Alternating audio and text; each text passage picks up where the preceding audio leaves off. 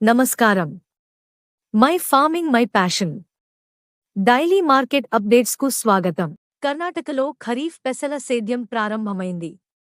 గుజరాత్, రాజస్థాన్, మధ్యప్రదేశ్, ఉత్తరప్రదేశ్ రాష్ట్రాలలో యాసంగి సరుకు రాబడులు పోటెత్తుతున్నాయి. గుజరాత్లో జామ్నగర్, కోడినా, రాజ్కోట్ ప్రాంతాలలో కొత్త పెసలు పాలిష్ సరుకు చెన్నై డెలివరీ 9400, మహారాష్ట్రలోని అమరావతి, మలేగాము ప్రాంతాలలో పెసలు అన్పాలిష్ 8650, ఆంధ్ర ప్రాంతం సన్న పెసలు పాలిష్ సరుకు చెన్నై డెలివరీ 8450, మిల్లు రకం సరుకు 8250 ప్రతి క్వింటాలు ధరతో వ్యాపారమైంది.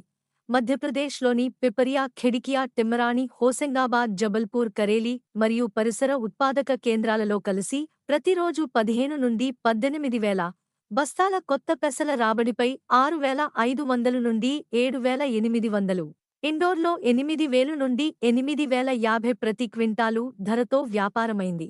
ఉత్తరప్రదేశ్లోని లలిత్పూర్ 7 నుండి 8,000 బస్తాలు, ఉరైలో 3 నుండి 4,000 బస్తాలు, అలహాబాద్ మరియు పరిసర ప్రాంతాలలో కలిసి 7 నుండి 8,000 బస్తాల కొత్త సరుకు రాబడిపై 7,300 నుండి 7,550, కాంచ్, ఉరైలో 2,000 బస్తాల రాకపై 7,000 నుండి 7,500 ప్రతి క్వింటాలు ధరతో వ్యాపారమైంది.